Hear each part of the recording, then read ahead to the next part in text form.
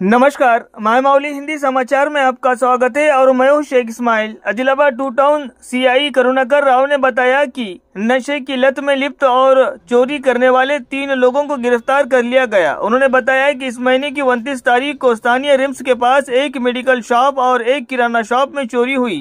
जांच के दौरान पता चला है कि मोइज, समीर और फयाज ने मेडिकल शॉप से टर्मिन और मेडाजोलम इंजेक्शन चुरा लिए थे क्योंकि उन्हें गांजा नहीं मिला था। पता चला कि उनके खिलाफ पहले भी कई मामले दर्ज है।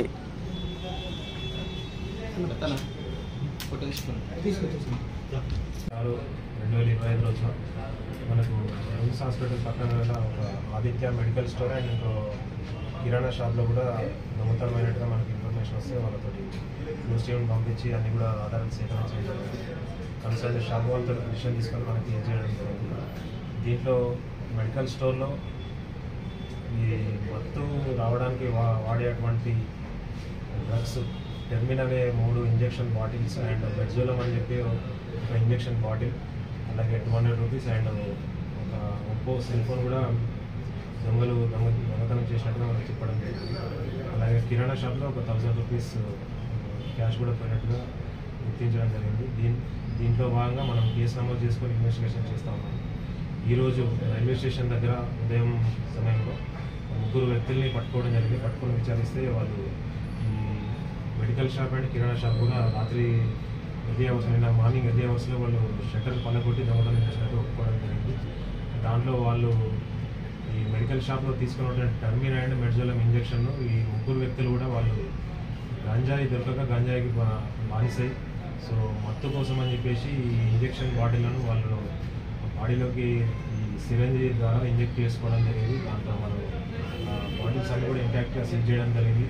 3 కూడా వాడారు. ఒక బాటిల్లో మాత్రం ఒక 50% వరకు ఈ టెర్మిన్ డ్రగ్ అనేది అవైలబుల్ ఉంది. సో ఇవన్నీ కూడా వాళ్ళ దగ్గర సీజ్ చేశాము.